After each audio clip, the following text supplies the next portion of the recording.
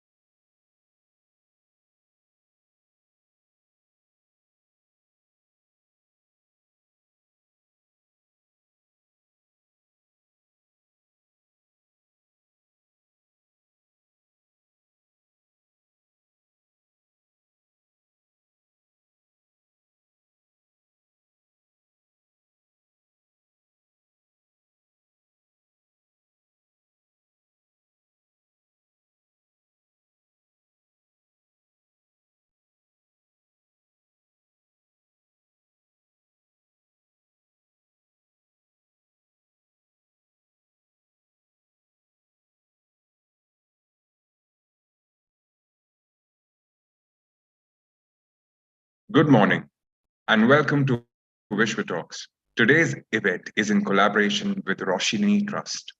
My name is Trishant and I thank you all for attending today's event. For those of you who have attended a Vishwa Talk before, a warm welcome back. For those of you who are joining us for the first time, here's a little bit about us.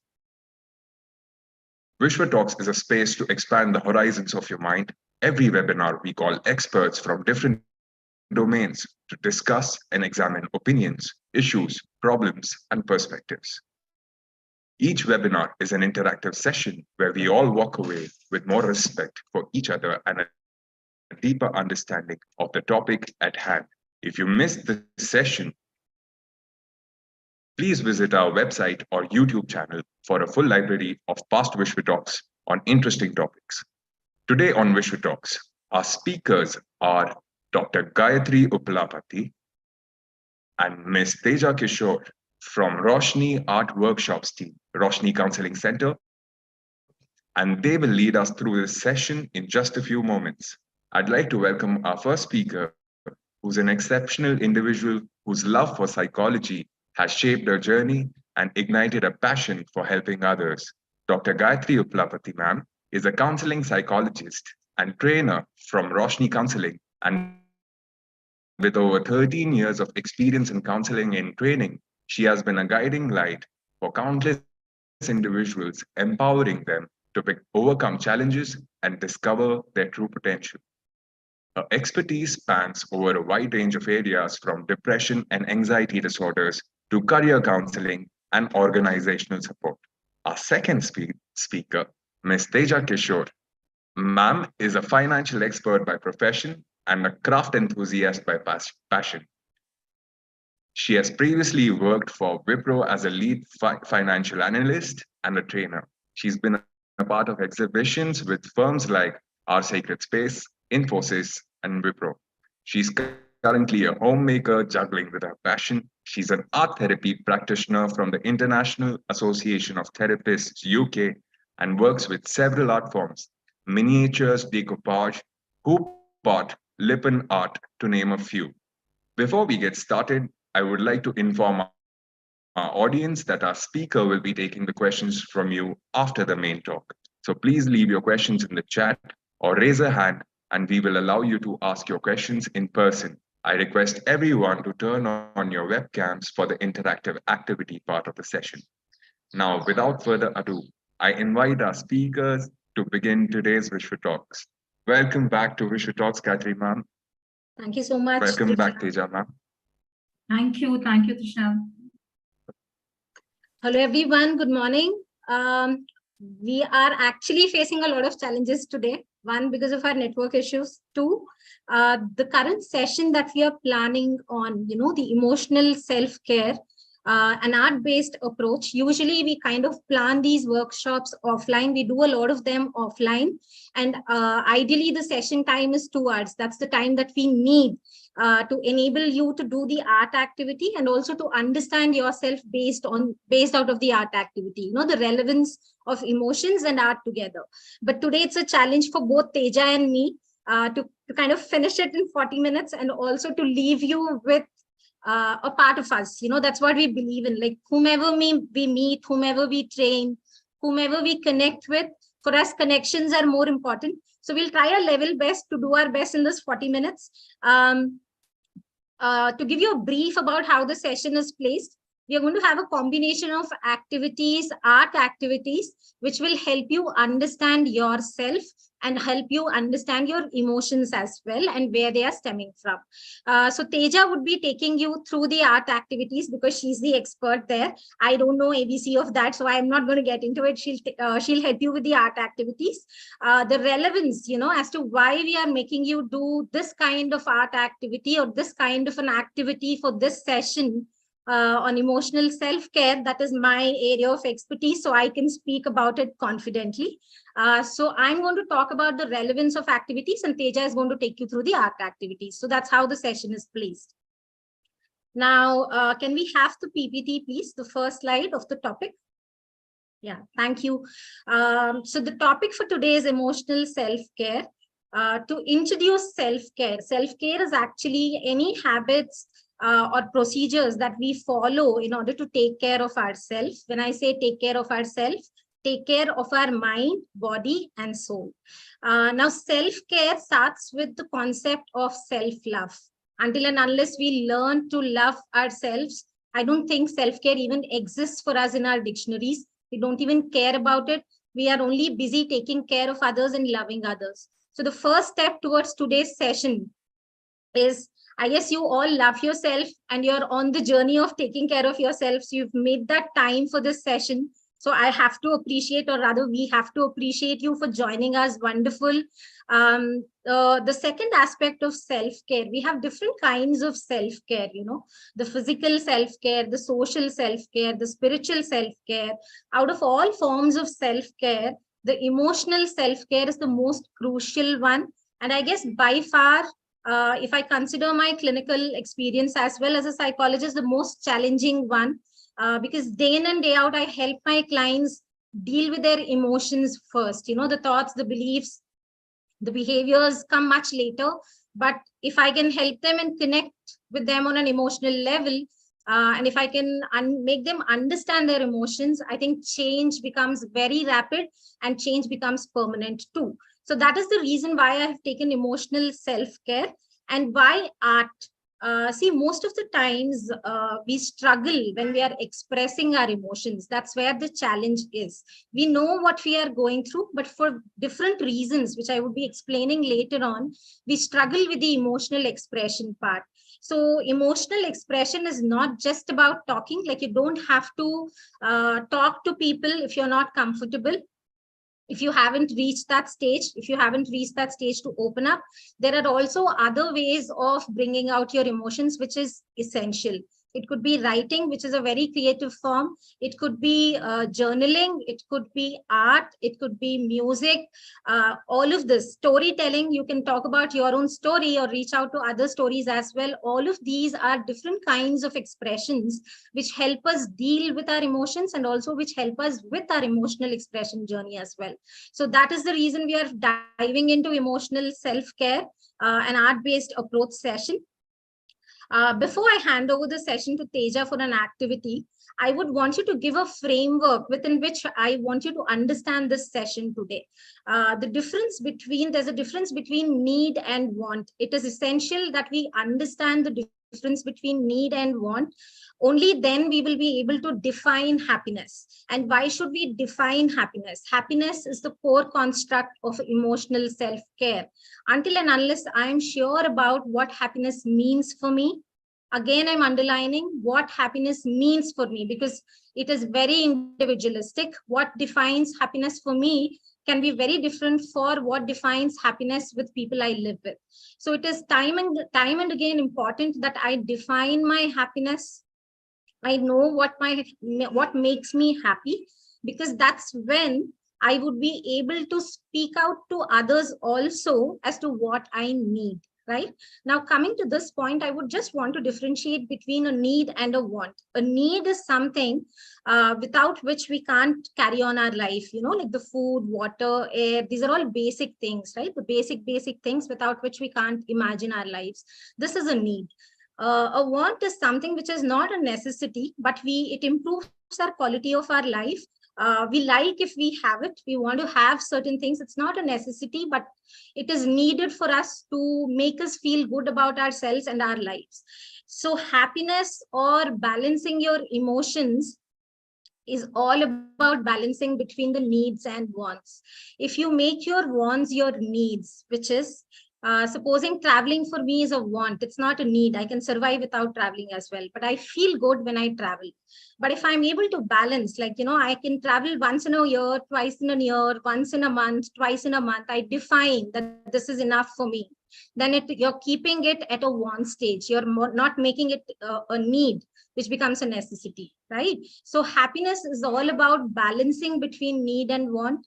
And when you're able to balance between your need and want, a good amount of your emotional self-care is addressed, right? Now I'm quickly handing over this session to Teja, who would make you do an art activity. Just enjoy the activity with her. The one caution or one instruction is, No one is, a perfectionist here. We are not. Teja is an artist. Like, she's really creative, but I'm not. But when you're doing activities, it's not about perfection that we are looking for. We want you to accept you the way you are. So whatever you come up with is beautiful for us. So don't shy away from showing it.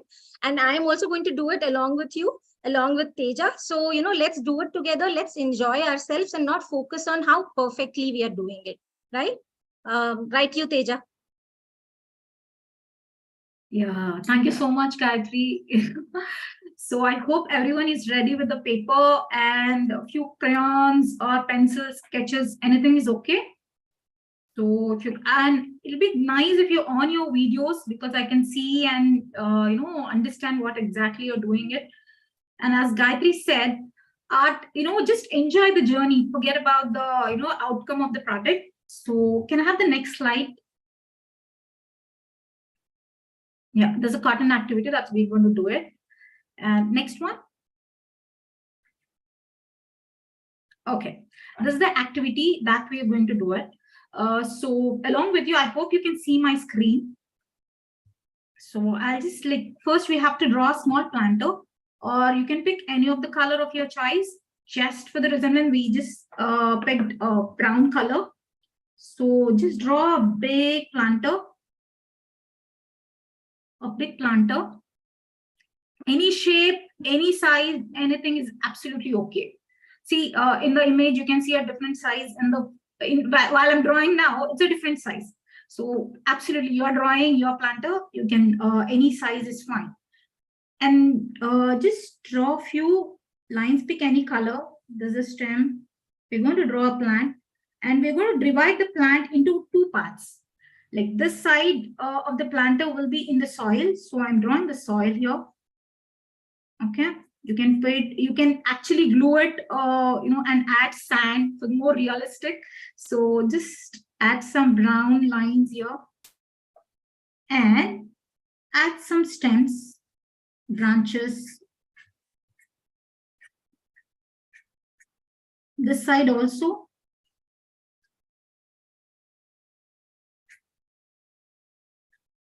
Okay. Once you're done, so to make it more decorative, just add few leaves. As you can see in the presentation, just add few leaves towards your left side of the plant. Few cute tiny leaves or big leaves. If anyone wants to add flowers, you're most welcome, because this is your planter. You can go ahead.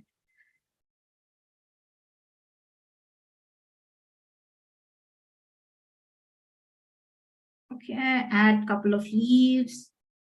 Today I feel like adding few flowers also, so I'll add a flower. A small cute flower or buds. As we told you, art is just like enjoying enjoying the making of it, or the journey of art, instead of focusing on or comparing your art with someone else. Just enjoy whatever you do. It gives lots of relaxation. Cute tiny leaves. If you want to add more petals or leaves, it's up to you.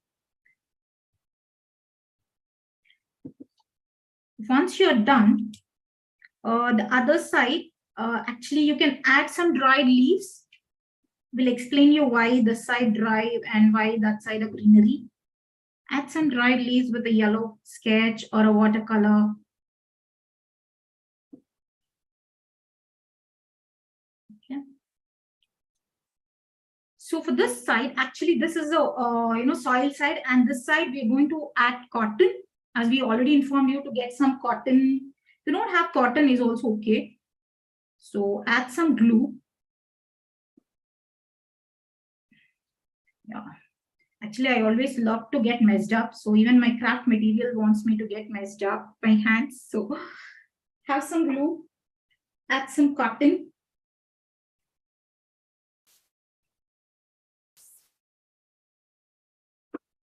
Just give a 3D effect. Left side, is it? Same left side, is it? Yeah. Right side, you'll be adding cotton. Left side, it will be soil. So left side, we just draw a few lines of with the brown shade. and the right side will be adding cotton. So as we all know, for any plant to grow, water is needed. So as a replica of water, I'll be adding a blue shade to both the sides. First, let me apply it on the cotton side, and as well as on the pros. Just imagine that I'm pouring water without messing my book. Just okay. So I hope it's clear, and I hope you're done. If you have any doubts, you can unmute or put it in the chat. I'd love to explain that part. Teja, I'm sorry for pitching in. For guys who don't have cotton with you, we believe in being resourceful. So you can just put water there. Just use your blue sketch or any blue color that you have. You can just put blue color there. So it's okay. Yes. The same way, like, we did it for the soil, you just can add blue lines if you don't have a cotton. Just we are pouring water. That's it. On an empty. It'll be nice if you on your videos and show me. I can see Harita.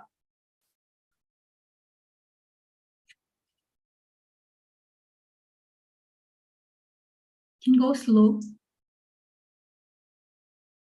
Yes.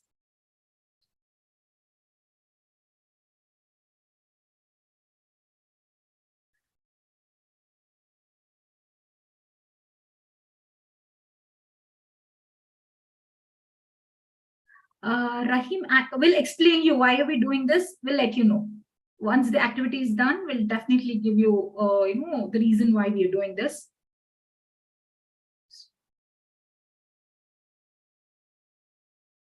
I hope you are enjoying the drawing.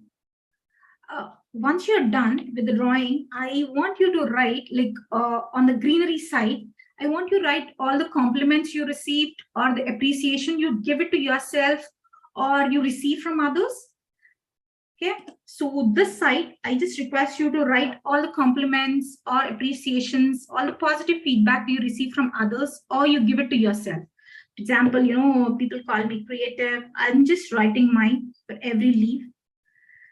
And call me, I'm very helpful. So just write all the compliments you receive for yourself or you give it. So I'm more compassion. I'm again pitching in, Teja. Guys, you can actually write the compliments that you give to yourself and you get from others as well. So you can write both. So all the compliments this side. And as we said, on the other side, on the right side, I want you to write all the judgments that you receive from others and you give the negative feedback or receive from yourself and the corrections you want to do in yourself. So you can write it on the other side. I'm using other color. So just more like I am I get triggered very easily. So triggered, or this is not visible. I hope you can see my page. And I get stressed. So stressed. So you can write all the negative judgments that you receive from others, or you feel the negative feelings about yourself as well on the other side. Yeah, and too much, yes.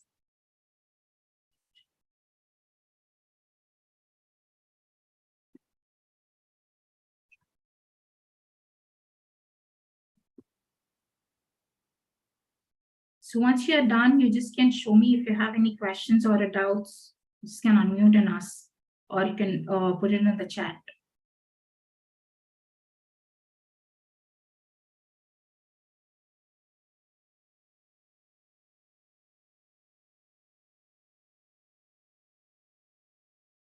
Yeah, I can see a couple of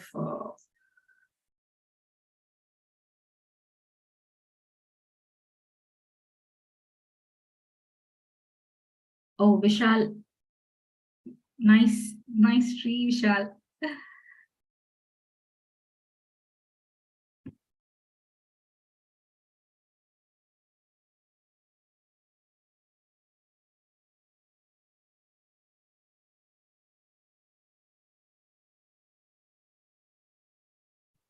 Okay, no worry, Arham. I hope you're enjoying and you're doing the activity. So that will be wonderful.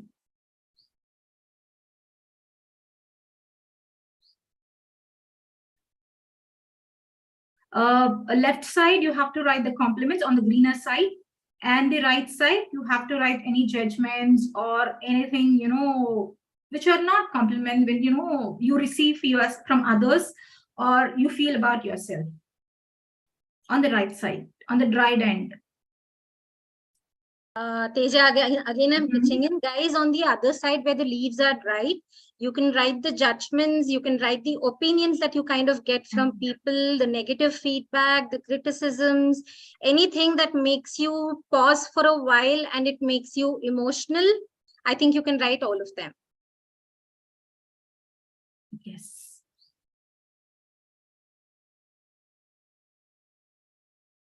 Oh, Anila, I can see yours. Nice, Anila.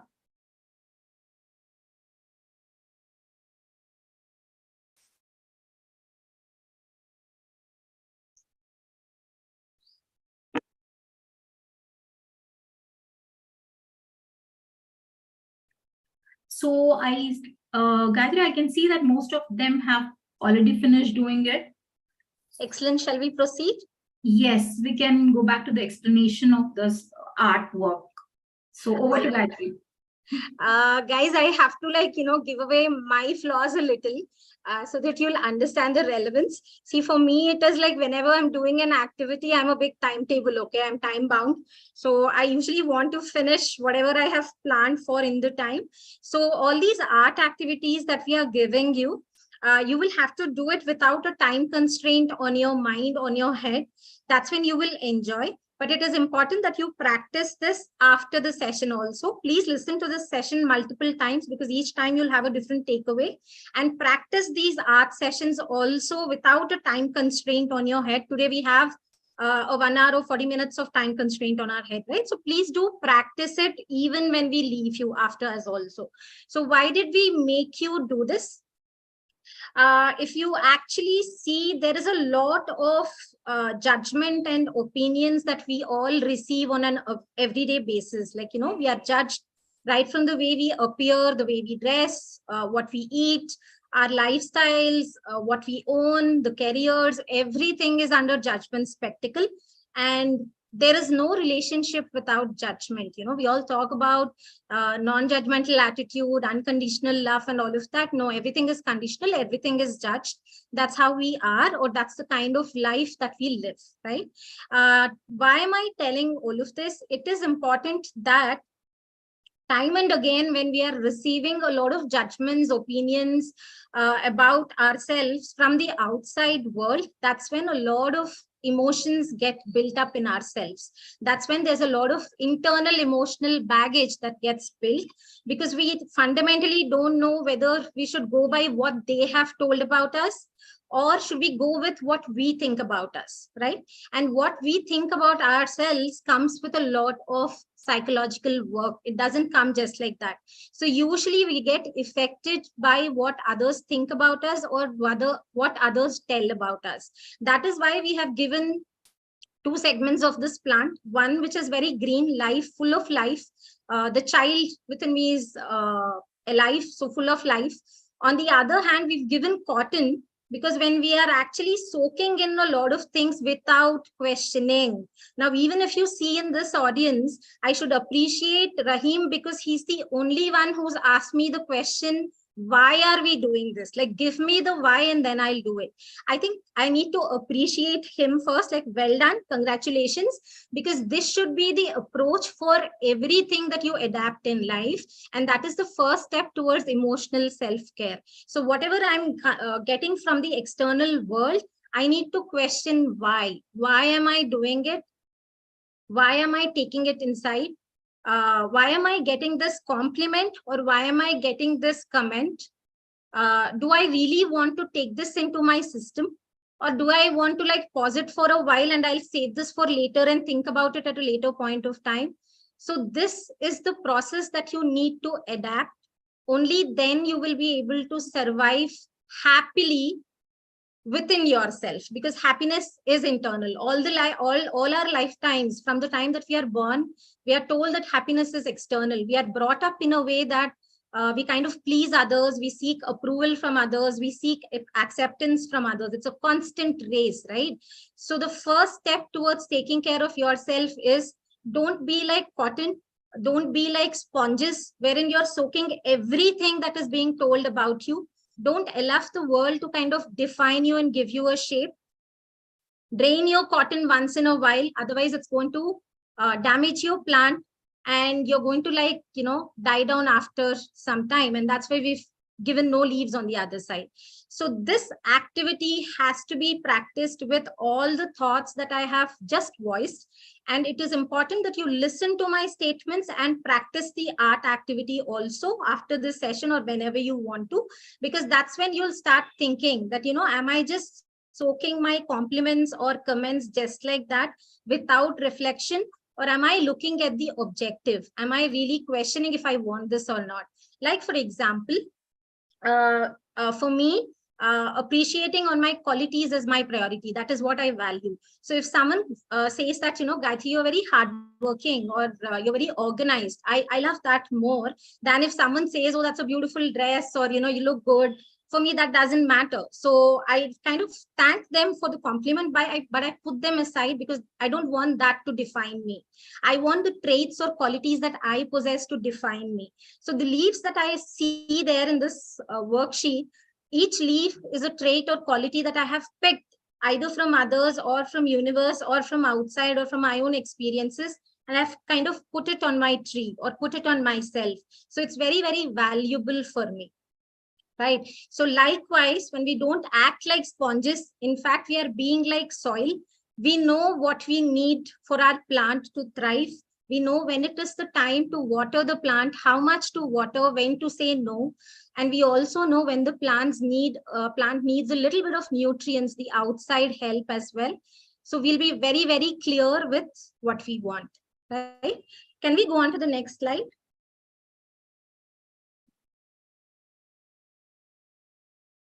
Okay, this is a little bit of theory here, which we need to understand.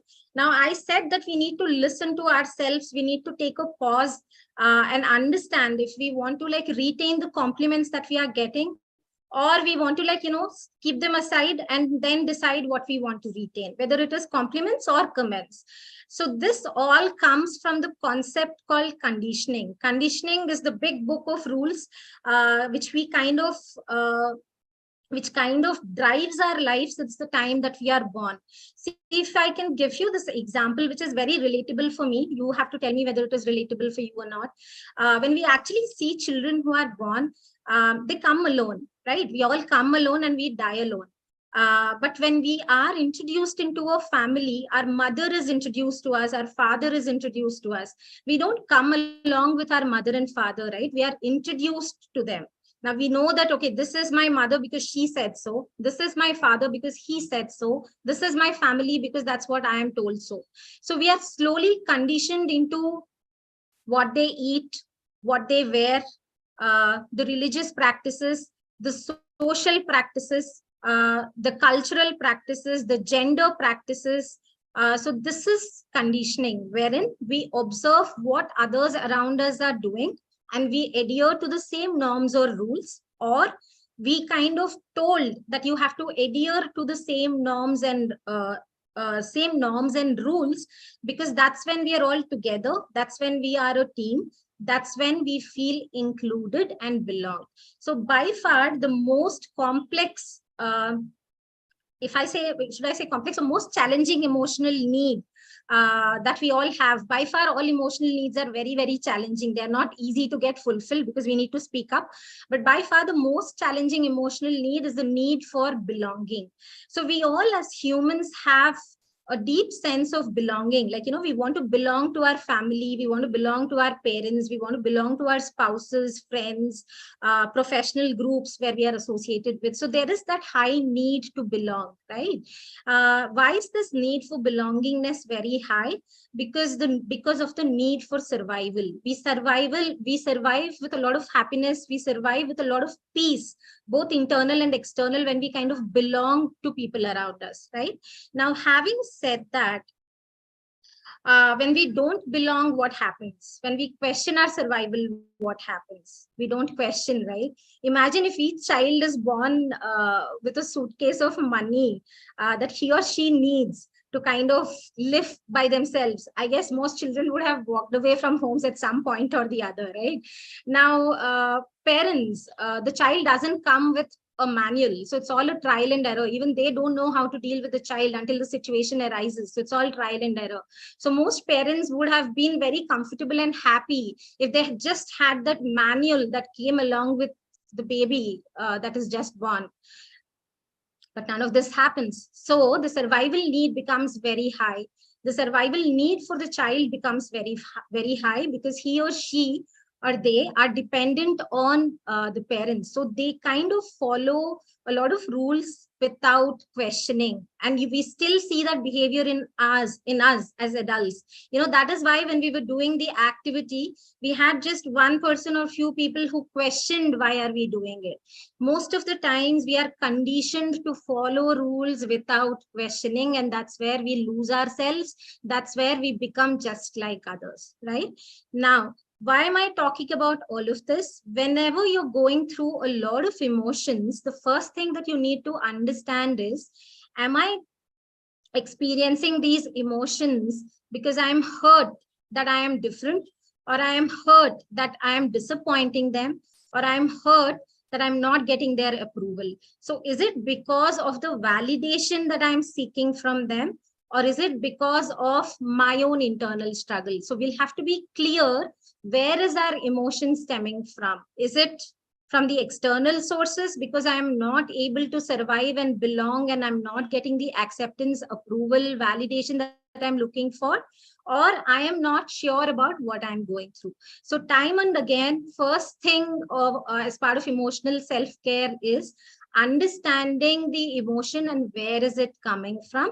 And this has to be done after you allow your emotion to flow naturally, right?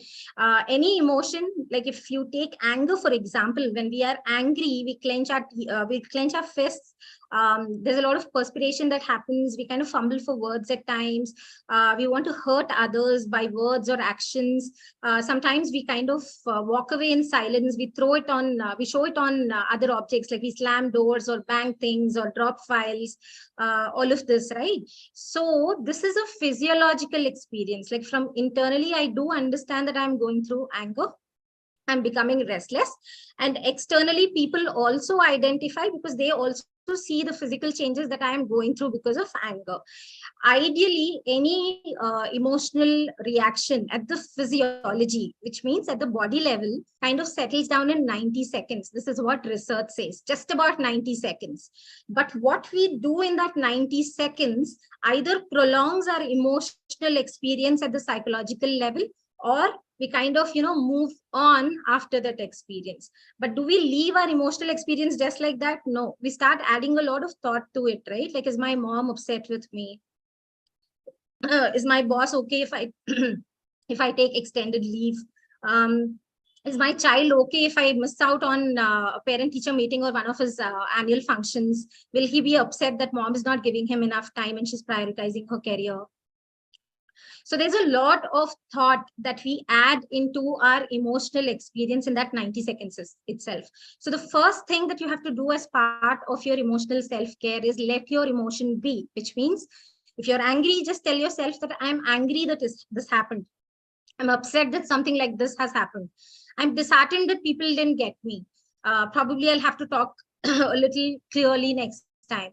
I wish they could have understood me. So stay with the emotion and don't add any thought, any past experience, anything. Just keep repeating your emotional experience with different words. Like I'm angry, I'm I'm agitated, it's raging me. So use different forms or different synonyms of your emotion, but stay with the emotional experience. The last aspect of this slide, we need to exist with all the loops. We can't question the loops, because the more we question, the more exhausted we become and the more lonely we get. So negotiation is a skill that we need to learn as a child, or we need to teach our children, because negotiation with my needs, negotiation with others' needs is the only skill that is needed to start off on our work at an emotional level. We need to be able to negotiate what I want. Are others willing to give me that? Can I negotiate and get them into, get them to the mid ground a little, and I step down a little and balance that mid ground? So it's all about negotiating about your needs, talking about your needs and how to get things done in a team. So looking at your family, or looking at your society, or looking at your culture as a team is very, very important. Don't look at yourself and others as individuals, because when you start looking at others and yourself as individuals, we will actually prioritize only our needs. We will only prioritize our emotions. Or when we become people pleasers, we'll only prioritize their needs and their emotions, right? So we will only have to focus on the art of negotiation. How can I make things happen?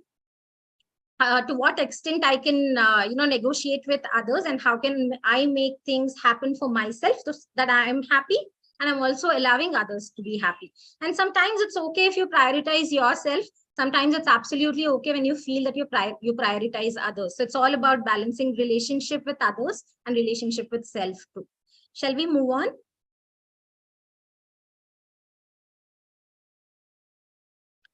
Teja, up to you. Patterns again. Yes. You can move to next slide.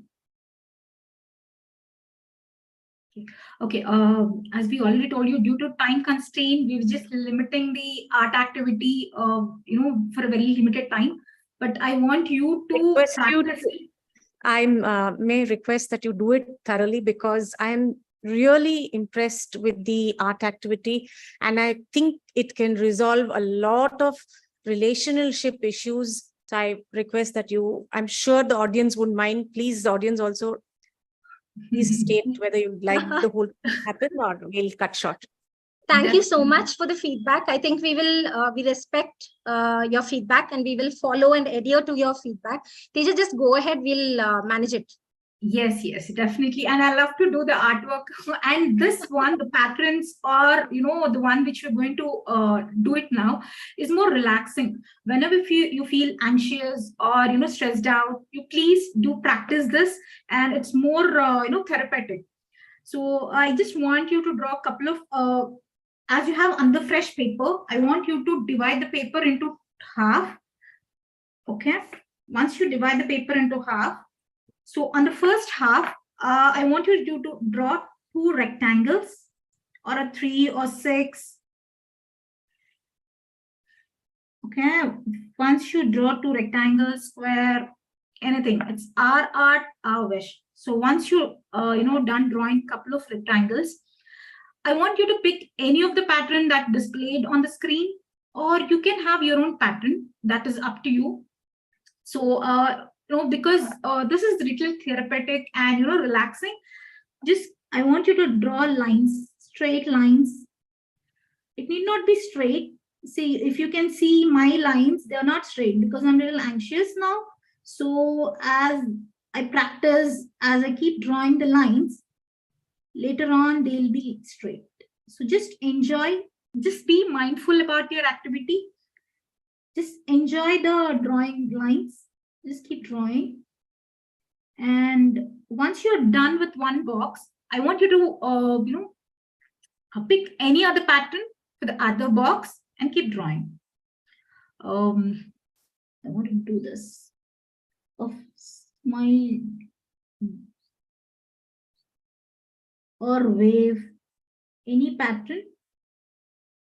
Just go slow, relax yourself, be mindful, and keep drawing. If you want to do any other pattern, because this is a activity called gentangles, because there's so many different patterns, we just selected couple and we're showing you. Slowly enjoy. If you have a sketch, you can pick any other color, by the way. Need not be a black. It's up to you. You can choose any bright colors, pencil, pen, anything. Just go slow with the waves or lines. Just enjoy your activity. Just appreciate the way you're doing it. Just appreciate yourself. Whatever shape or whatever size, it need not be the similar all the way. It's okay.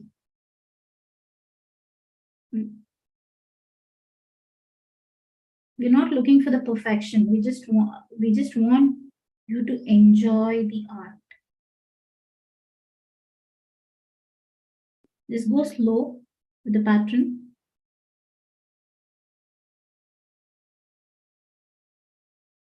So don't go out of the box, or just keep drawing within the square or rectangle.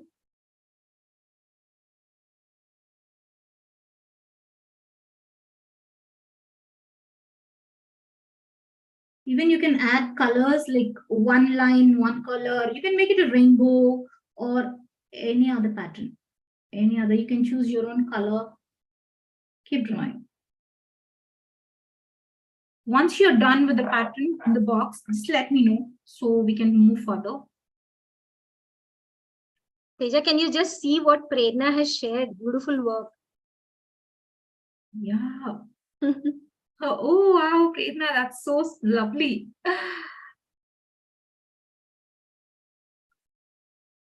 Yeah, you can draw more than one pattern. It's up to you. Actually, this is more relaxing, and you can choose your own pattern. Whichever makes you feel more comfortable, you can pick that pattern. Some people feel more relaxing when they're drawing straight lines. Some people feel more therapeutic when they're drawing dots or loops or circles, as you can see on the screen.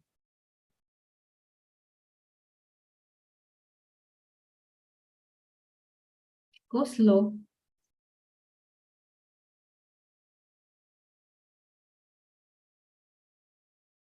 And if you want, you can add one more rectangle and pick another pattern and draw if you're feeling more relaxing and you're liking the art. So as you're doing, meanwhile, I just want to do another pattern where I want to, draw one line and shade the other one. So you just can pick any pattern. It need not be the same pattern from the 6 patterns which are showing on the screen. Go slow. Enjoy whatever you're doing.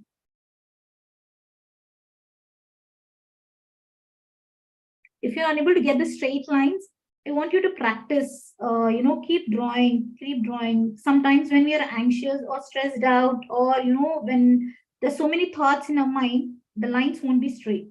So just keep drawing the lines.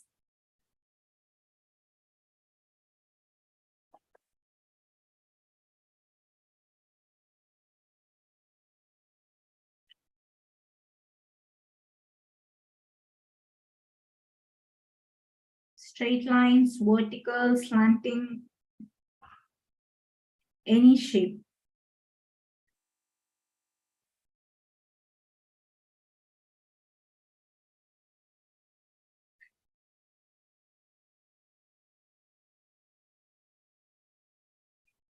Yeah.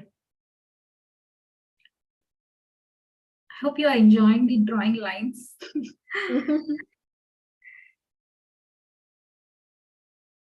So slowly your drawing lines will become straight. If you observe, once you're more mindful about your drawing and you start enjoying it, slowly your lines will become straight.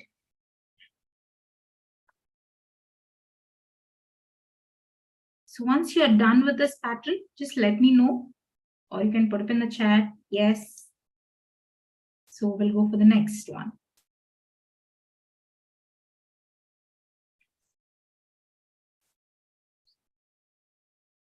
Teja, I'm just changing the pattern of the session because they want to enjoy art. I guess we can give them time to practice it, and then we don't have to complete everything. We will just give it a structure based on when they give us a headset. Sure, sure.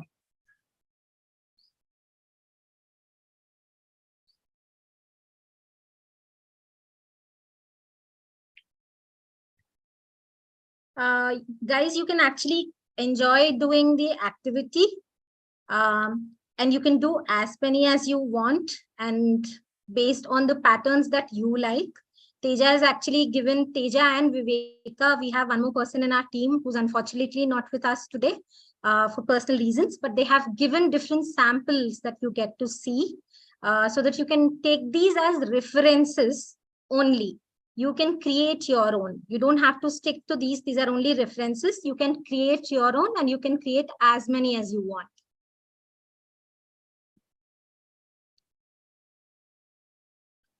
And the relevance of this art activity is when we actually focus a lot on what other people think about us, we will be living our lives within a boundary. So, Teja, if you remember Teja's instructions, she said, don't step out of the boundary.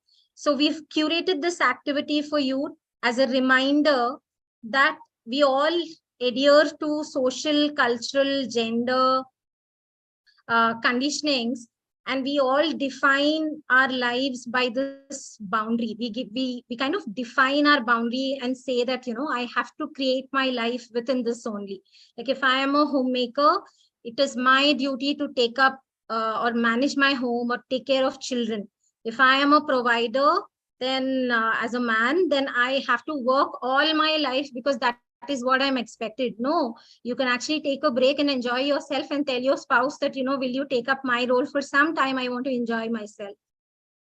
Similarly, a homemaker who kind of cooks lunch for, spouse, children in the morning, if she happens to cook 2-3 dishes every day in the morning, she can choose to say that I want to break my boundary today and just say that, for today, I just have rice and curd, help yourself. The kitchen is open for everybody. You can cook for yourself and you can feed me as well. I'm ready to eat whatever you cook. But for today, I can only give this much. So breaking the social conditioning, breaking these norms and rules have to be done in smaller steps, in smaller ways, because that's when we'll pick up the courage for bigger things. Bigger things cannot happen in a day. So being able to say what you want, asking time to relax, saying that, yes, I can be a provider, but I want to take a break. Yes, I'm a homemaker, but I want to step out and have fun with friends today. So when you're breaking the conditioning, you're breaking the boundary that is defining you, and you're making your world beautiful with your own patterns. Should we not draw out of the yellow boundary too? Yes, that's our whole agenda and it's coming up. This pattern is to make you understand, because guys, the topic that we have taken is very intricate, right?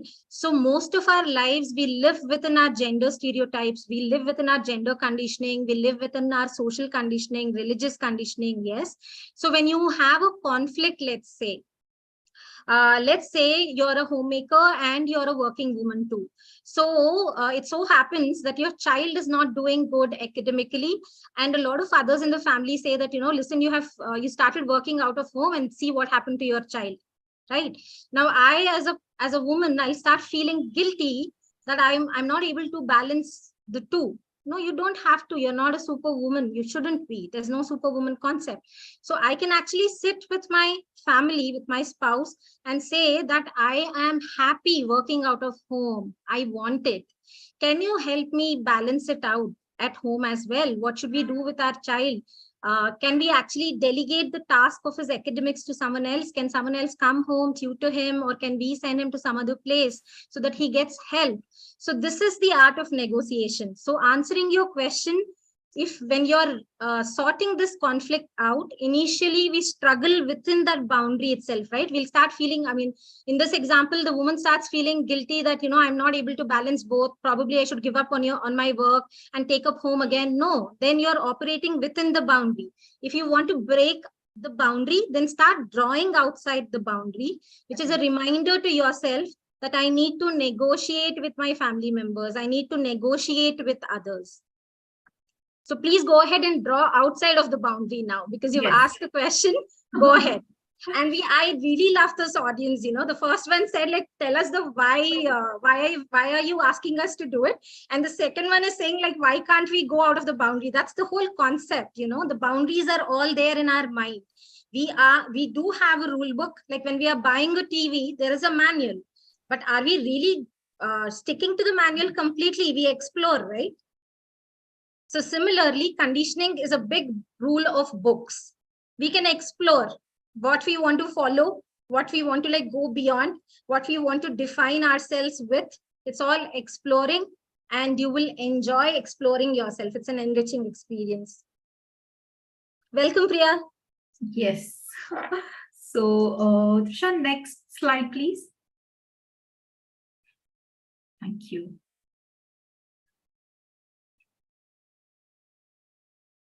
So I hope you're done with this pattern drawing. I want you to enjoy more and create more patterns. And, this is more relaxing. And the next one, it's a free flow. It's called a scribble art. Next slide. Yeah.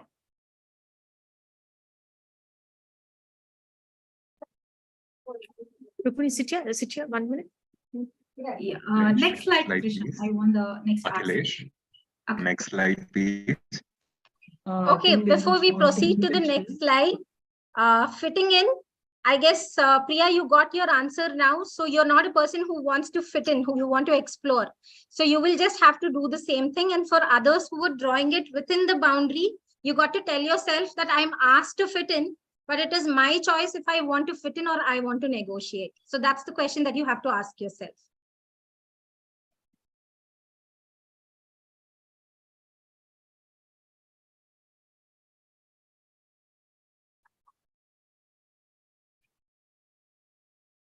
Yeah, I want to negotiate.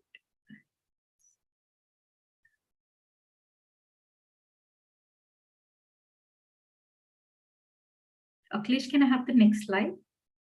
Just a moment, ma'am. There's a technical issue on this side. No worries, no worries. Teja, we can go ahead and start the artwork. It's a scribble art. So just, start at any point and keep drawing. I know everybody loves to scribble. So just scribble around your page, full page, half page. It's up to you. Just scribble around. This is so relaxing and fun. One again. Yeah, the next one. Yeah, scribble around. I hope everyone, we have did it. I did it when I was in school. All my rough books end pages were all scribbled. When I'm not liking a class, or when I'm just like, feel bored, or when I'm feeling hungry before the lunch break. So I used to scribble at the end of my rough books. So scribbling is like fun and it's so relaxing. So I want you to just scribble around your page. Just scribble. There is no, certain pattern or a loop. Just scribble around. Please.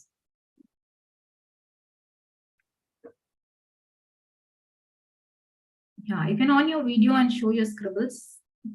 It's fun to scribble on the page.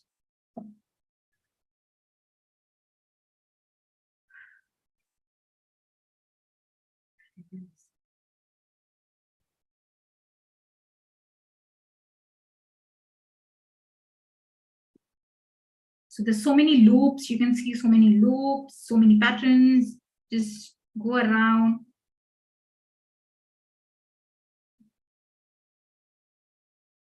I can see a few scribbles.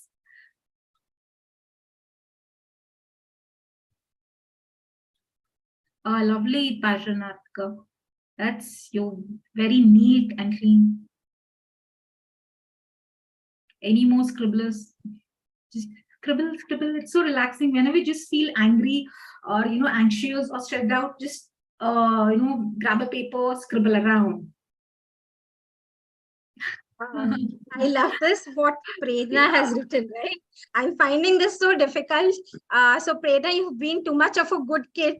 Time to break the being a good kid or, good woman and become the bad and enjoy the badness and, just spoil everything. Come on, we are ready to spoil you. We are the spoiled ones. We've never been the good ones. So just spoil, just enjoy yourself and spoil.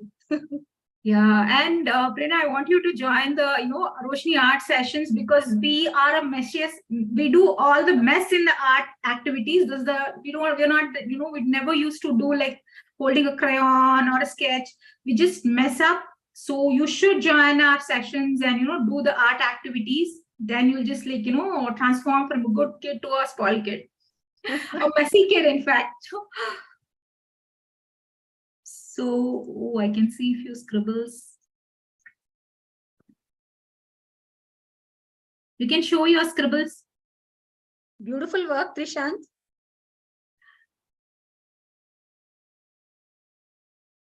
Praminder Jain. Oh, thank you, ma'am. So lovely for showing out your art. You filled all the page. That's so nice.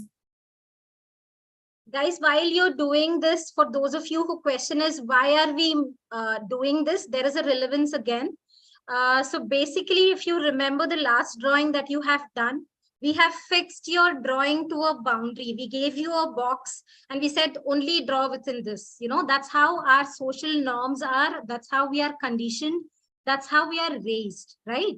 Now, when we asked you to this particular drawing, which is scribbling, we didn't define anything for you. We just said the page is yours, the book is yours. Just go ahead and do whatever you want to. So the page is actually your life. And now you're starting to explore and understand yourself beyond the boundary of norms. The norms define us, yes, to some extent. But what we choose to do within the boundary, what we choose to do outside the boundary, how are we going to give us shape? It's all in our hands, and it starts with our hands. So that is why whenever we please others, whenever we follow others without a question, our life looks like those loops. They're tangled, right? And sometimes it looks very difficult. How do I kind of entangle them? So the point here is we can still live within that norms. We can still live within that conditioning. But yet we can beautify it with the way we want to, like the way Viveka has beautified this with a lot of petals. For me, it all looks like flowers and the colors. So she's used a single color. You can use multiple colors. But the whole concept is while you're doing this art activity, it is important that you give yourself these instructions that I want to break the boundaries in my own way. It is okay if I don't fit in at some point of time. I want to choose to draw circles, petals, whatever it is my choice because it is my life and the pen or the sketch is in my hand. Let me define myself. And for someone who's just sent a message in chat box saying that, I'm not a good artist. See, the whole session is not about being a good artist. None of us are. Teja, Viveka, the team, the Roshini art team, are self-taught artists. They are not trained artists, right?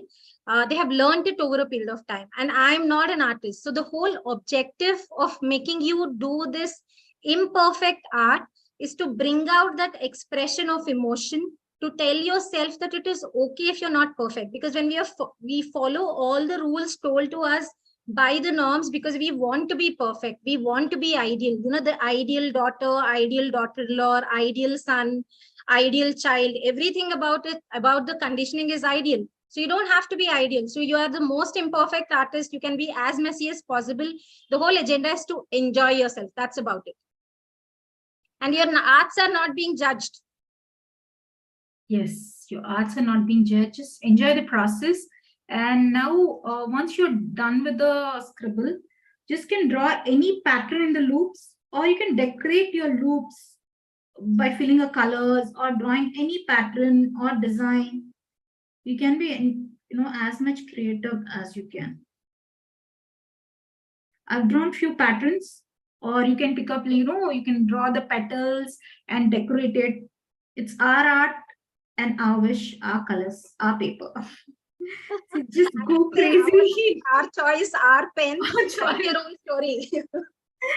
These are our loops. So our loops are we're going to decorate our loops in our own way. So for few, I have just filled the colors, and for few, I want to draw the pattern, and for few, I want to just leave the empty. So example, just like you can see few on the screen. I want to make it more colorful by adding more colors to my loops.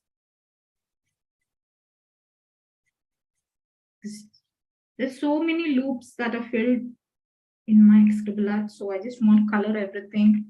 Bright, light, gray shades, all shades.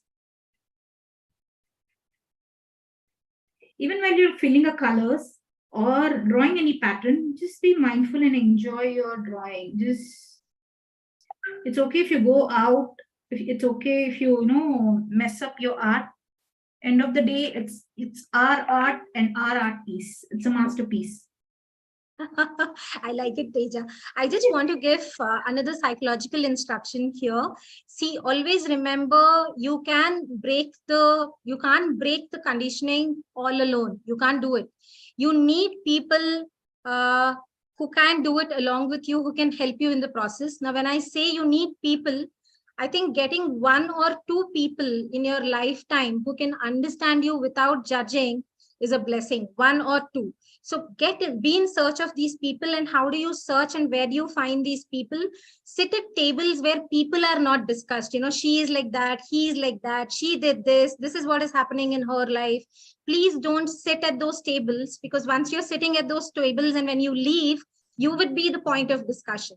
So sit at those tables where visions are discussed, where growth is discussed, where people are laughing about their own mistakes, where people are laughing about their mistakes, where they are talking about their successes too, they are talking about their failures too, and they're very open, and they kind of allow you not to whine or rant or victimize yourself. They say like, come on, move on, let's do this, probably you can try this. So sit at those tables where growth is discussed, where vision is discussed, where you're accepted with open arms, where you're told or guided or mentored, so choose your people wisely. Yes, and as Gayatri already told us in the beginning, we need connections, not the corrections. So, yeah. Teja, you're superb, man. I love you. Yes. Thank you so much for reminding this. Yes, I always say this. We need connections. We don't need corrections. We don't need people. Gayatri, this is right about you. This is who you are. I guess we can understand and explore. We need connections. We don't need corrections. When we feel connected, corrections happen automatically. So start connecting with yourself, start accepting yourself, be compassionate and kind towards yourself. And I guess it will flow into other relationships also. It starts from self. And if someone is judging you, guys, look at that person straight in the eye and tell them that this is your judgment about me. I disagree. And please ask them, are you okay? Just ask them, are you okay? Because when someone is judging you, they're already doing that to themselves. So they don't know that it is hurting you. So you need to tell them that you don't go by judgments. You kind of define yourself and tell them that, are you okay? Which you're saying that something about you is not right, and leave the place. Okay, I think Sharath Krishna has a question. He raised a hand. You can unmute yourself and maybe you can ask the question. So.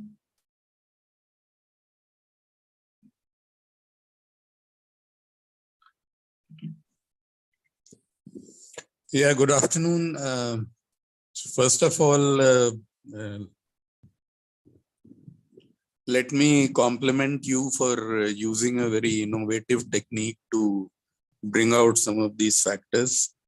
And also, Gayatri ma'am has a very pleasing and charming personality. Wow. So a lot of compliments to her. The question which I want to ask is that, okay, a lot of these things are being talked about. So Gayatri ma'am, you talked about, kind of working as a team and, trying to see the needs of the team rather than just looking at your own self.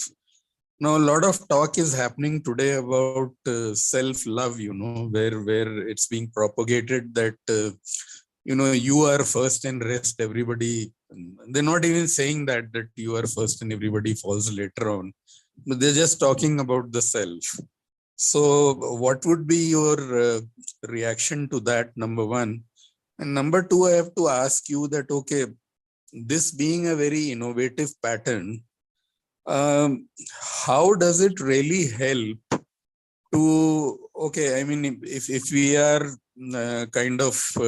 the brain is so conditioned that we've been following certain things for over a period of time. How does drawing these patterns or these figures, help us to uncondition ourselves? And the third question which I have is that, I mean, what we say is don't judge people. Now, if you find that your child is kind of stealing things, then what do? You don't tell him that this is something which is wrong. So these are few aspects, which I just wanted to have your views. Thank you so much. Thank you so much for all the compliments. I think I'll start answering your questions from backward. When I said don't judge and we need connections and not corrections. See, if supposing your child or a child, I would prefer saying a child has stolen something, right? The first question that you need to ask is, do you want to talk about it? Because allow the child to speak and open up, right? Because we never know the other side of the story. And sometimes you can also ask, is it an accident or is it an incident? Because sometimes it can just be that impulse, I have taken the eraser away, or I have taken something from my friend and I have forgotten about it and I've come home. And I'm told that, I shouldn't be bringing things of others. Now, I haven't stolen. I have gotten it because I have forgotten to give it back. So always try to listen to the child first. The child has a reason why they have done it. First, listen to it. The second thing, when I'm already trying to tell him what is right and wrong, I think no child will open up. If the child is stealing, if the child is lying, I think first we need to understand our behavior as parents as to why is he hiding certain things, or why is his behavior different when he is outside of home and in home. That means there are two different people in him. Is it because of my fear that he's being a different person at home? Then he's not being his authentic self. The way of raising children is they should be the same wherever they are. That means we are listening to them as adults and they are explaining. The most important thing, certain aspects have to be corrected. Like if you understand that the child is your child is indulging in compulsive stealing and you have noticed several such episodes, the first thing that you need to understand is he needs help outside of home. You can't help him because sometimes it's not just about your parenting. It also could be about a personality component or his own temperament. So he needs a mental health professional. Now, having said this, even when he is stealing, judgment, punishment won't help, because fear will change a person temporarily. It is not going to give you a permanent change. So he might act as though he is the most honest person when you're around. He might continue to steal when you're not around. So you should have that choice. Like, what is the value that I want to give my child? If honesty is your value that you want to pass on to your child, then you got to be patient. You got to be forming that connection with him, saying that I still trust you and let's see how we can help you. I'm very sure when you give that space, any issue can be worked out. Now, coming back to the second question, art and how is this art activity relevant in breaking our conditioning? See, most of the times when clients come to me, they live in their thoughts, especially people who have a lot of emotional baggage are people who live in thoughts. So they kind of start saying that, a friend, oh, she said this to me. How dare she say something like this? How can she not understand? She was judging me. So I start going from one thought to another thought, and it is all there in the mind only.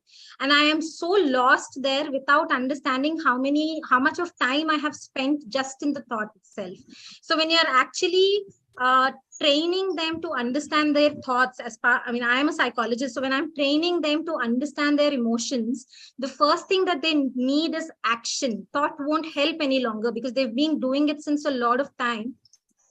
Action helps. So when we ask them to write, most clients refuse to write down. They prefer speaking. And that's what you see, right? Whenever we feel emotional, we instantly pick up a phone and we prefer talking it out to someone.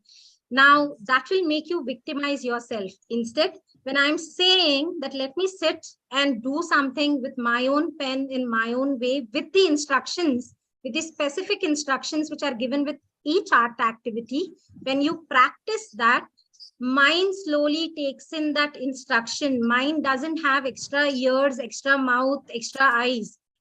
It's all the same for mind and me. So what I see, the same thing goes into it. It starts believing in it. What I tell it, it starts believing in it. So the whole concept of art and emotion is to train yourself over a period of time, that you don't have to run to people to talk about your emotions all the time. You can do it yourself. You can calm down yourself. And that's when we will become reliable. We rely on ourselves, self-reliance, and the mind slowly starts to pick up energy, and it thinks that life is in my control. People can trigger me, they can make me emotional, but I can choose to respond, right? Yeah, please go on. Can I just react to this? That okay, I mean, I do get what you are saying, but many of these things are theoretical, and unless you kind of practice them in a very disciplined manner, because the brain takes a lot of time to make new neural pathways, and there, unless you have somebody who's monitoring you and kind of maintaining that discipline on your own, it becomes very difficult. So maybe one will have to see practice that. The other observation. Can I stop you there? Can I stop Yeah. you there? See, you use the word neural pathways. Yeah. I just want to present it in a very simplified way because it's a very big term. So neural pathways are nothing but connections that are formed in the brain based on what we experience on a daily basis, right? It's exposure. Mm-hmm. If I'm repeatedly exposed to the same thing, my brain forms a lot of connections with what I'm being exposed to. So when you actually practice a lot of things with discipline, because nobody can teach you discipline, self-discipline is something that has to be within you, and it is a lifelong thing. It's not that you have achieved it. So with discipline, when you do something to yourself, when you indulge in action, I think action brings in confidence. At the core of confidence is action. There's no thought there. Until and unless you do an activity diligently with a lot of discipline, any form of expression cannot help you without discipline. Agreed, ma'am. I just have one more observation on, you talked about that fear is something, which doesn't stay for very long. And I spent 38 years in multinational organizations as the HR head. And my last position was director HR in a very large organization. So I was, I got into HR by accident as a management trainee. The company put me into HR seeing my personality, or they make an assessment who goes in where after the 1-year training period. But then it became life for me. And I was not there to earn money or it was not a profession for me, but it was more of life for me. And I had some wonderful experiences of, bringing about great changes in very senior people. But at the end of 38 years, I now feel that unfortunately, without fear, things don't work. I mean, it's sad to say that, but then that's the truth. It's the truth everywhere. And I have whether it's maids, whether it is people outside. After that, I was also teaching MBA students in a university, more out of my commitment to give back to the younger generation. And I've seen it everywhere now. I mean, if you're good to people, people are going to take advantage. People are going to. So, I'm not saying that, okay, just because it's that, but then if you don't use that, you tend to be exploited all over, and many times the objective is not achieved. It's unfortunate. It's very unfortunate, but especially in our country, it is very true. Of course, it's true worldwide, but in our country, it's very true. Jab tak, that slave mentality still persists, which the British had left. Just an observation. Sir, can I answer you? I think I just have to give you a little extension to what I have spoken. You were talking about fear and punishment. It is needed at sometimes. We can't say we can't, but it has to be used with a lot of precision. Like I have to be clear when I want to use this. And being good doesn't mean that you don't have boundaries. You need to have boundaries, and being kind doesn't mean that you don't have boundaries. So you can be kind and good to people. You need to be good and kind to yourself also. So when you feel that your goodness is being taken for granted, you need to speak up. You need to draw boundaries. You have to do it in your way which suits you. Again, negotiate. Other aspect, there's a difference between discipline and punishment. Discipline kind of makes the person think. Punishment instills fear. So a lot of measures that we use are more of punishment measures. But if we want to discipline them, we need to make them understand the why. Like why are they being made to do something like this or act in a particular way? Okay, thank you so much. Thank you so much for the questions. We also have a question from Mr. Tanmay Sharma.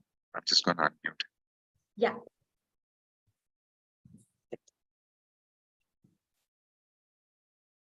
Hello, ma'am.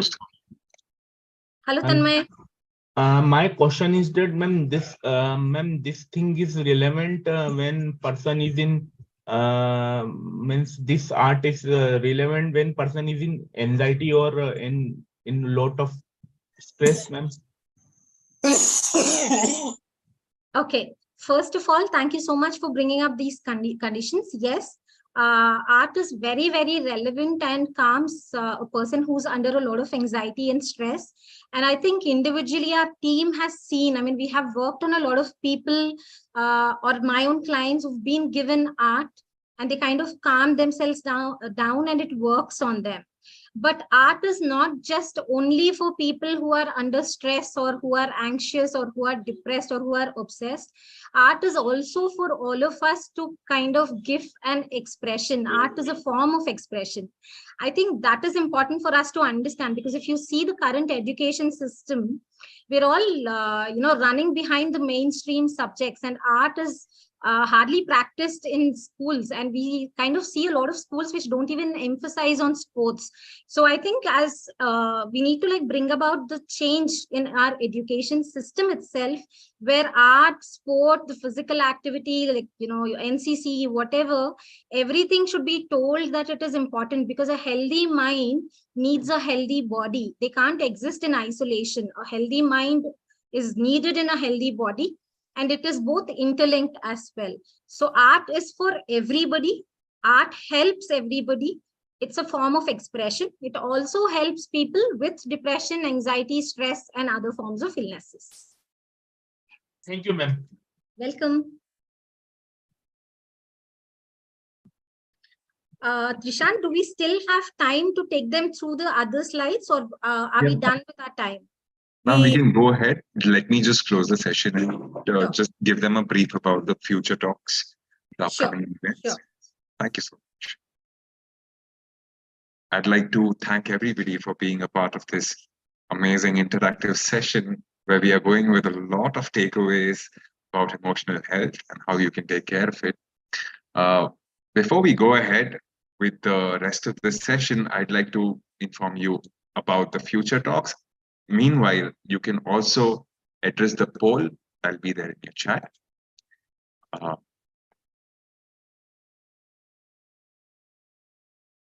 On 15th of July, 2023, 11 a.m., we have a talk on the cause, ecology, and environment. The topic is retrofitting urban spaces to create an ecological balance. The speaker is Suraj Joshi. He's a design strategist, and the organization is called Project Retrofit. The next talk right after that is on the 22nd at 11 a.m. The speaker is Pujita Krishna.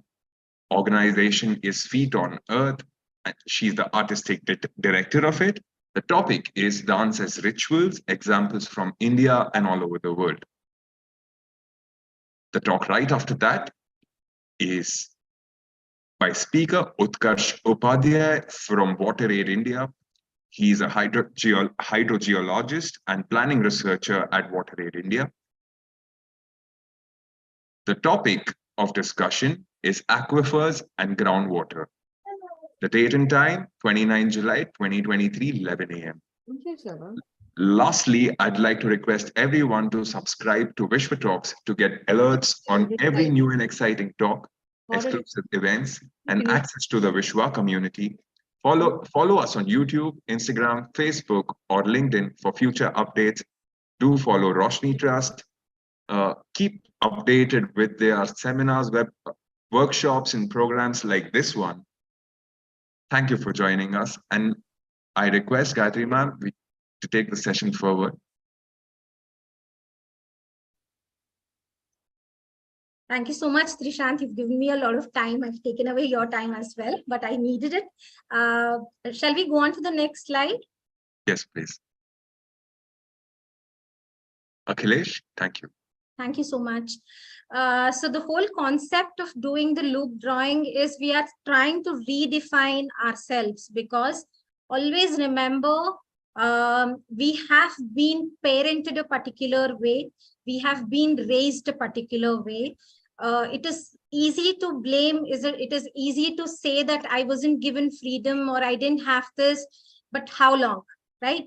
At some point we need to reparent ourselves. I really love the word reparenting, because the choice is in our hands. We can write it the way we want to, and reparenting happens all our life, and we don't have to consult with anybody. Now, having said this, most of us don't want to reparent ourselves and continue to blame, because it's not easy. We are asking for freedom, but freedom always comes with responsibility, right? So only when we are ready to accept our mistakes, ready to allow ourselves to make mistakes, accept our mistakes, and work on ourselves, I think that's when we will be redefining ourselves all our life. You don't have to do it in one day. You have an entire lifetime to redefine yourself. And that's what is the beauty. The more and more you redefine yourself, your personality becomes so pleasing and you become so attractive to people around you that you kind of end up inspiring people around you, and they will also start redefining themselves. That's the beauty. The second aspect, what you value most in you, this is especially for generations X, Y, Z, because they are exposed to so much of content on social media. There are so many platforms from which they mindlessly take a lot of information into themselves, and they start believing that it is the reality. If they see a friend if they see that the friend is doing really well in her academics or in her career, or if they see that someone owns a lavish car or someone has a lavish lifestyle, they think that that is their complete life. That is how the friend leads their life completely. And most of what is seen on social media is not the complete truth, guys. It's just one aspect. So you really need the real connections offline.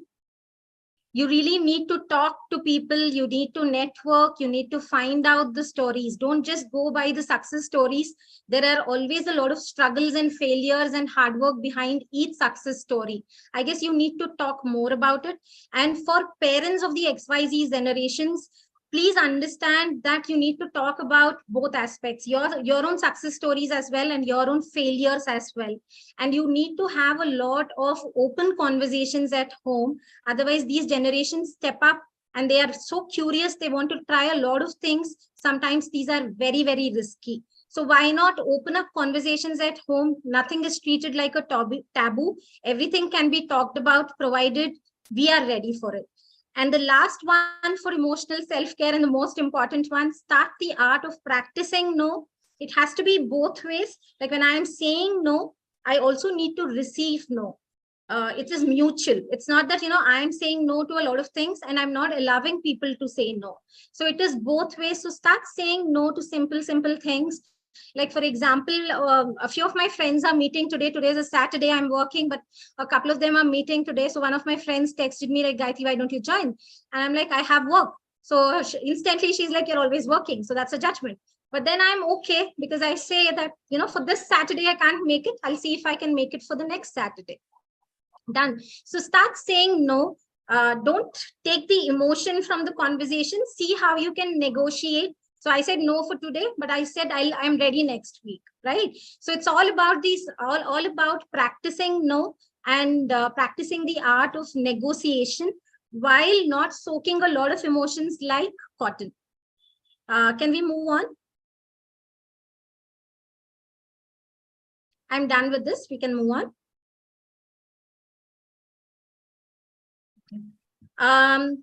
As part of self-care, it is important to have a vision for yourself. Whenever you work, the organization has a vision for itself. So you in yourself is an organization because you have a lot of systems working within you. Like, the respiratory system, everything is a system. Everything is so organized.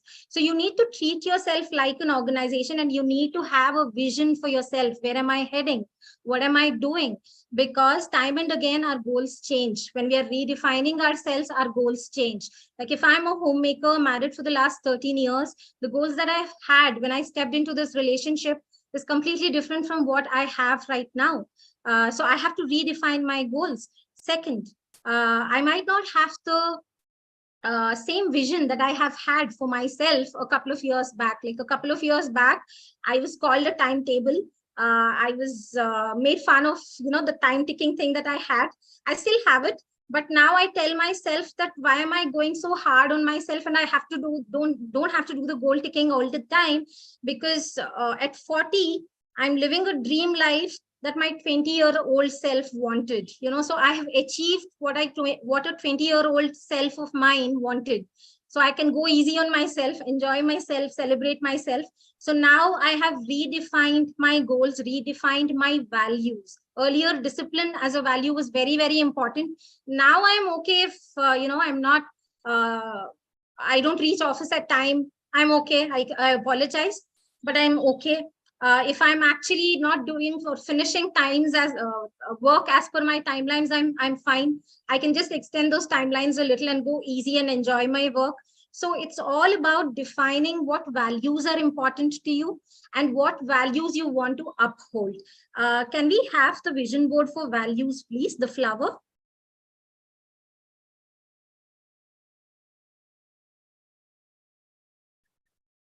I think I'll answer this question, Anila. Ma'am, how to set priorities?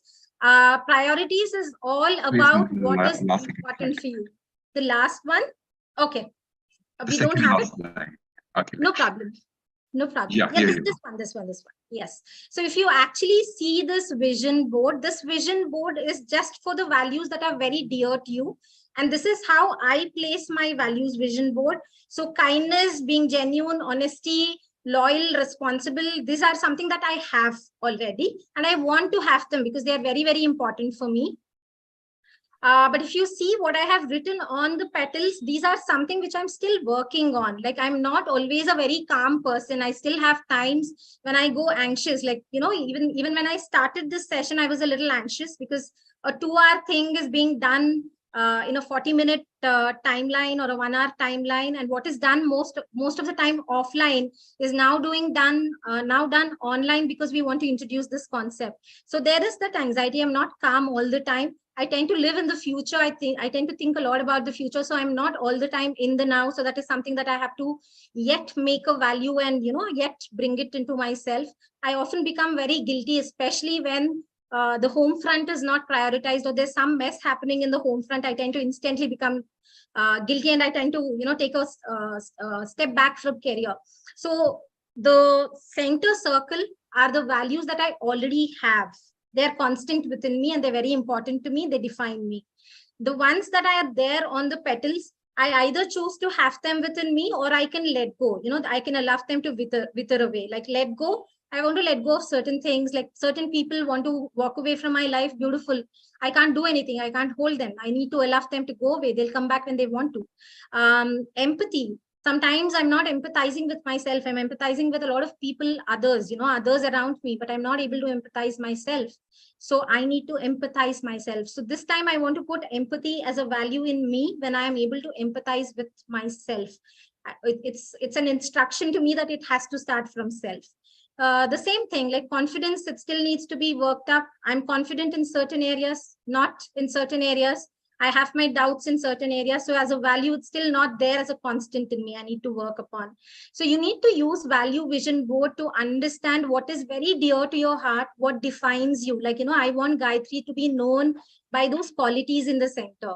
For what are there on the outside, the work is in progress. And always remember, there is a board here. The work is always in progress. We are never complete. We are never done and dusted. We are always work in progress, right? Trishant, you can go back to the other vision boards. Sure, ma'am. Akhilesh, please go to the previous slides.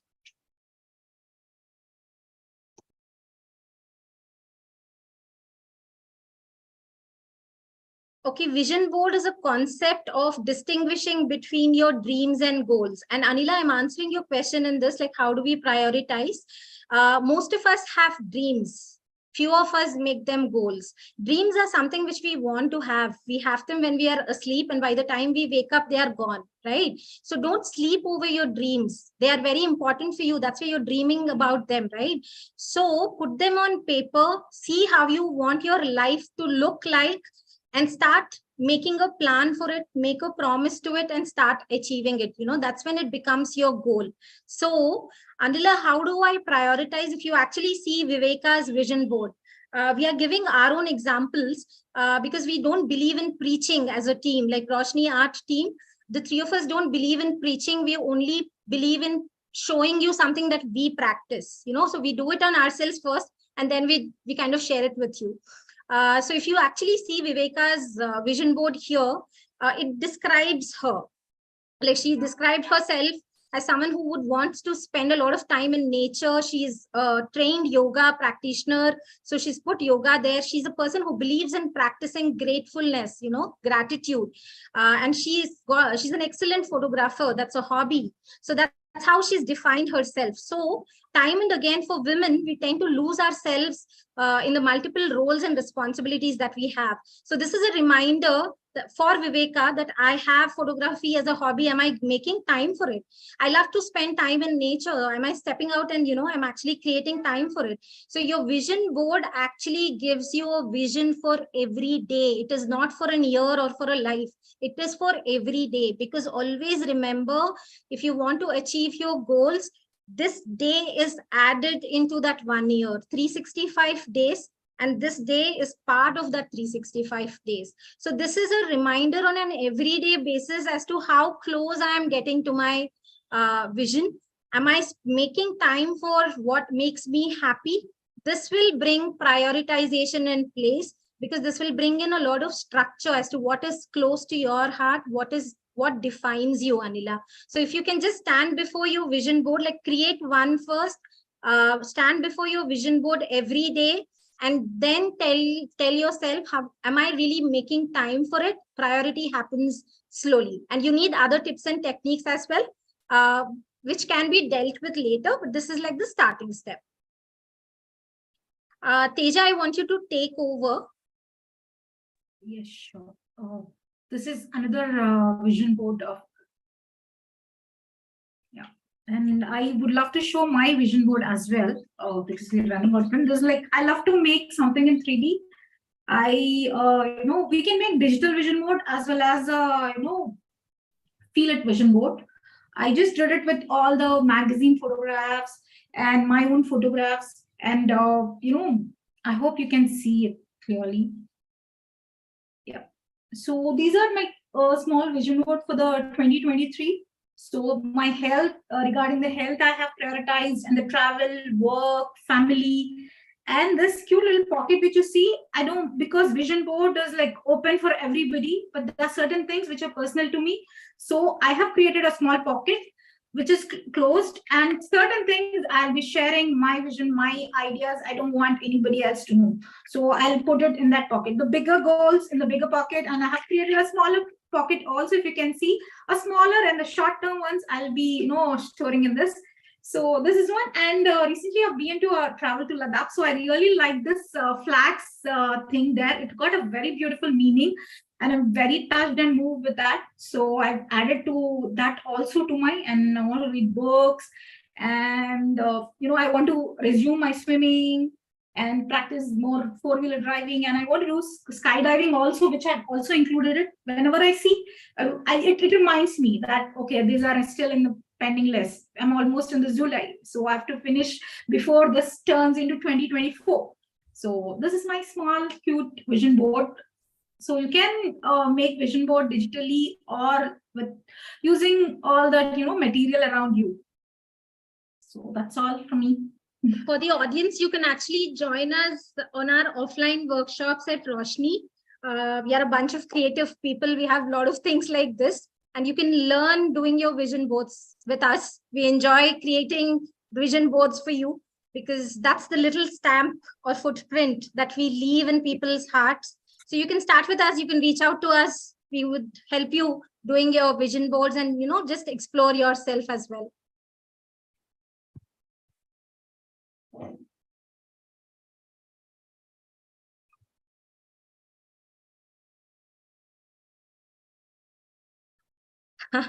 I'm in Delhi. Any branch here? No, we are based out of Hyderabad. But you can do an online session with us. Like you can connect with us. Our phone numbers are given there. You can reach out to us because possibilities are immense. There's nothing that we believe that it is impossible. We can always figure out something or the other. So we want to help you. So just reach out to us on our phone numbers. Let's see how we can make it possible for you.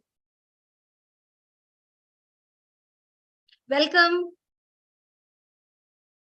There's two questions: how parents can take care of self by two individuals. Okay, can I have the question? It's right there in the chat. How a parent can self-care, or how parents can take care of themselves. Parents and self-care, right? Thank you so much, Trishant. All right, parents and self-care is a huge task, but the most enjoyable task. How do you do it? See, when you actually have a baby, I think motherhood, pregnancy, or fatherhood also for that matter, pregnancy, motherhood, fatherhood, all of these are areas of life where there is a lot of judgment.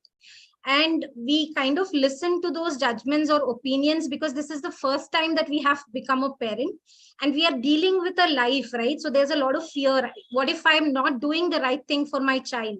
And it's sometimes the risk of life also. So we're very, very, very scared. So that's a fearful approach with which the whole parenting concept starts. So how do you take care of yourself? Break the fearful approach, break the concept there. And what you have to do is cut the noise and stay with your child because the child beautifully expresses what they need. I'll give you an example because most parents think it's a contradictory and paradoxical thought. How can we just go by our child? See, if you see a newborn infant as old as days old, okay, now if the child is very hungry and you try to pick them up on the shoulder and you're doing that patting and all of that, do you think the child will stop crying? He'll bring the ceiling down until he gets milk. So they're very, very clear about their needs and they express it also very clearly. But what happens is because of the conditioning that we have as parents, and because we want to be again the ideal mother and ideal father, we kind of approach the whole concept of parenting with a lot of fear. Once we kind of say that I am born along with my child and I am as old as my child, like as a mother, if my child is now 11-year-old, I am 11-year-old as a mother. If my child is a day old, I am a day old as a mother. So I'm bound to make mistakes. So allow yourself to make mistakes, reach out to right kind of people, and first take the fear off your mind that whatever you do might harm your child. You're there for your child. The second thing, self-care for parents. don't make your children the center of your universe. This is what I see as a problem in today's parenting. We kind of drop our children to multiple classes. We are exhausted as parents. Like, I drop them to school, I drop them to extra classes, I kind of plan what they should be doing. So there's a lot of running around because I want my child to be an expert in everything, or I am just exhausted because the child becomes the center of universe. Always remember, you need to have all other areas like catching up with friends, socializing, your own career, health, if you want to study ahead. All of this is part of your life. Motherhood or fatherhood is just one part of your life. So if you can just tell yourself that is one part of life, I think there's a lot of stress that eases out. The most important thing, most parents don't ask for help, especially mothers. And trust me, guys, for all the men, motherhood, pregnancy, giving birth to a child is all it's actually, it is celebrated. Yeah, that's the word. We kind of celebrate a lot, but that itself is a stigma. Most women don't enjoy, they're not in that mood to enjoy. And it is actually very stressful. Research shows that taking care of the child all day long can be very, very stressful. And we have illnesses like postpartum psychosis, postpartum depression. Postpartum is after delivery. So women do go through depression just because of child caring responsibility. So it's not a celebrated moment for everybody. Some might enjoy, some might be having mixed feelings, some might outright say, I don't enjoy. So it is all about being there with the person, understanding them. And also for parents, it's about expressing and saying what they are going through, and reach out to professionals when you need help. The last and the most important thing, parent and self-care. In India, the concept of caretaking is all submerged. We are all caretakers, not caregivers. Caretaker as in, I manage everything that my child is supposed to do. Like, I feed him, I kind of decide what clothes he's supposed to wear, he's supposed to be on time to school. Caretaking is basically on the concept that, they can't take care of themselves, so everything is on my shoulders. No, you're a caregiver, you're not a caretaker. And they're not patients, they are people who have their hands and legs functioning. They can help themselves. So you need to help them to become independent. For parents, for self-care, always tell this repeatedly to yourself, that my agenda as a parent is to make them independent of myself, which means with or without me, they should exist. That's the concept, right?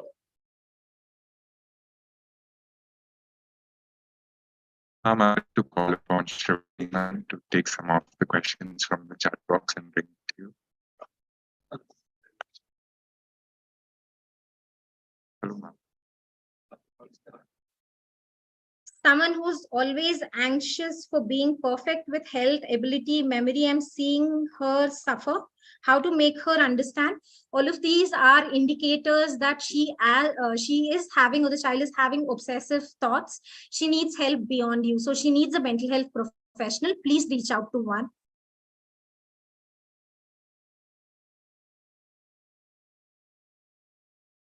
Thank you, Sharad. Did I answer all questions? Did I leave any? I think everything is complete. Yeah, thank you so much. Thank you so much, Gayatri. This was a wonderful session. This is a session which would have helped a lot of families in their relationship, or a lot of youngsters in their relationships, a lot of teenagers. I think, but I don't think it was a session which could have been completed within an hour. Absolutely. Thank you so much. The whole concept, we were all tensed. Viveka is not here. We miss her because her grandfather has passed away, so she couldn't join it. We got to know yesterday. So we were all very, very skeptical of bringing this topic online. Like, can we manage it? Will we be able to connect with them? Will we build relevance? But we thought people online also should know that facilities like this are available, and then reaches out to offline sessions as well, because that's when, like the way I said, we'll make more connections with them.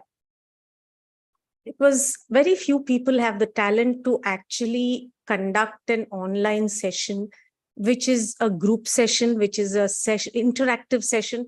I'm surprised at your ability, your flexibility, I wouldn't know the real, the terminology to use, but you've actually made us interact too good. And very difficult concepts where people come with psychological issues, you've just broken it up like as if it's a child's play. And I'm always surprised with the enthusiasm with which you come up with such topics. And just so simply put, it's like something which is difficult is made so simple. That's my basic quality. I've been a very difficult student. I have to give away this story of mine. I've been a very rebellious child in certain ways, a very accommodating child to most extent, but I've been a very rebellious student. I used to ask a lot of questions in school that most of the times I would end up standing out of the class, because it was difficult for them to handle me. But my parents were very supportive. I think my parents, when it comes to my academics, they were very supportive. So they made me ask this question. I think while I was doing my inter, I wasn't doing well as a student. I was just about passing. So one day my mom happens to ask me, like, what is it that you want to do in life? Because my goal is I want you to be financially independent. That's about it. So I am like, financial independence is not my goal. If you are wanting me to study this ellipse and parabola, I can't make sense of it. If you can just put me into some stream where there is relevance, that's something that I can use on a daily basis to understand myself and to help others, because helping others was always my goal. So I think my mother took a good decision. She said, okay, let's try literature, English literature, because you're good with English. Let's try that. And probably you can get into teaching field. That's the career that she was aware of at that point of time. But the moment she put me into English literature, psychology, and office management, I think I had no looking back. I went there for English literature, and psychology took my heart away. I'm like, how can the subject be so beautiful? And I think that from that date till today, I think the subject has just kept me like that, hooked to it. So it's a beautiful subject. And I need to personally thank all my teachers from graduation, because they have opened up me like that, because I was a very shy child. I wouldn't talk, I wouldn't express. Most of the times a loner, wouldn't interact with my other students. But if someone comes to me with doubts, I would simplify and present the concept to them in a way that they can just go and write the exam from me. So I think the subject opened up. The teachers helped me. So there are a lot of teachers that I'm still grateful about, and I'm still in touch with. They still see my programs and give me feedback. So psychology changed me. So I'm really, really grateful for the subject. The first teacher who introduced me was Shailaja Nair, and there were a lot of mentors from there who kind of gave me shape. So today what I am is all because of them. Yeah. And I would also like to acknowledge Ms. Teja Kishore. Fantastic session. We really enjoyed the therapy that you have, the drawing therapy and everything. It really calmed us down. And, we always use this therapy without our knowledge. But the way you have put it up, now we can actively, consciously use it. Yeah. Thank you so much, ma'am. Thank you. And wonderful that you have come on to Vishwa's platform and Roshini's platform to make a difference to so many human beings, and to even create exercises which are simple and yet communicate so much and can make so much of a difference, means that you have, I'm sure, years of training has gone behind to make this happen for you. For you to have come to make such a simple exercise, a lot of training must have gone into you. 100%, there's no doubt about it. And I think we still believe in exploring. We were the other day, I think, when we met up to kind of create content for this presentation, we all enjoy the conversations that we have, So we were just thinking in another platform where there is no structure, where there are just life experiences which are getting shared, like the way we girls talk, our team talks, and there's so much learning from our stories, and I think we need to have these conversations online. So we're just thinking about another session. We will again get in touch with you. Vishwa is really looking forward for more sessions with you. I want you to do more on family dynamics, father, son, mother, daughter, many such I'm sure most of our audience is really looking forward. Definitely. I would come back. Thank you so much. Thank you, ma'am. Thank you.